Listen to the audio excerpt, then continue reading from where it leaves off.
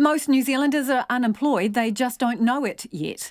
That from National's new leader as he headed home to the Bay of Plenty, promising his party had much bigger plans than the government for economic recovery. But the catchers will have to wait a few weeks for him to share the details.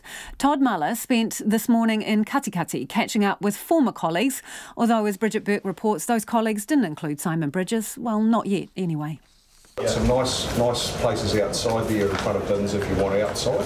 Yeah. Todd Muller on his first public walkabout since being elected leader, and quite pleased with the turnout. Well, I'm delighted that the media followed me. You're never quite sure who turns up with these things, but it's fair to say that Apata hasn't quite seen a circus like this for a while. Back home in the Bay of Plenty today, the National leader toured a company he was also quite familiar with as its former CEO.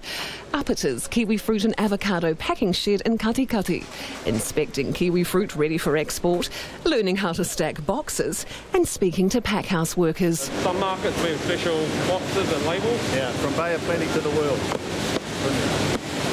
How long have you been here? 6 years. 6 years.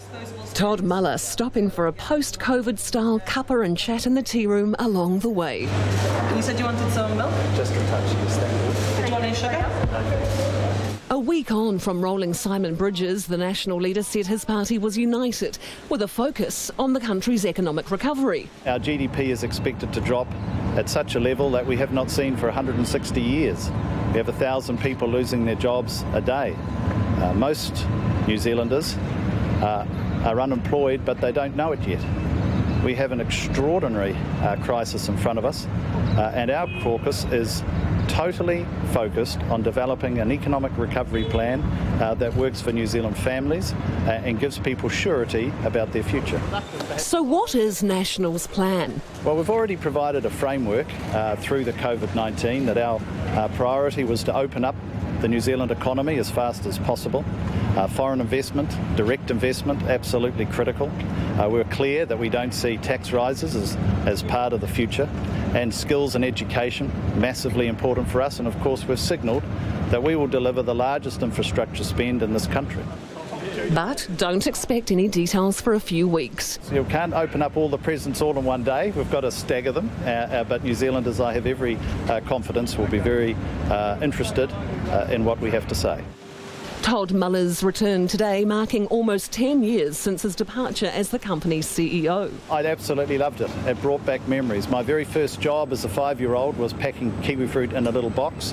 If they were too small, they went to the cows, and if they're slightly bigger, they went to the local market. The industry's moved on. Sorry. The industry's moved on since then, and as you've seen here, the scale of the capital investment and the professionalism is very impressive. But they said they'd keep me on if I wanted to ever come back in my semi-retirement and keep contributing to the industry.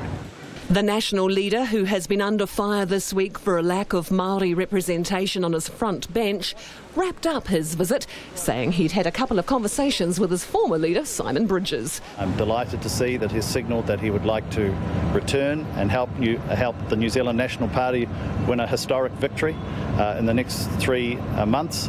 And I've also signalled that if we are given the privilege of forming the government, he will be a key part of my cabinet. With less than 4 months to go until election night on September 19, only time will tell if Simon Bridges will be welcomed back into the fold. For Checkpoint, Bridget Burke.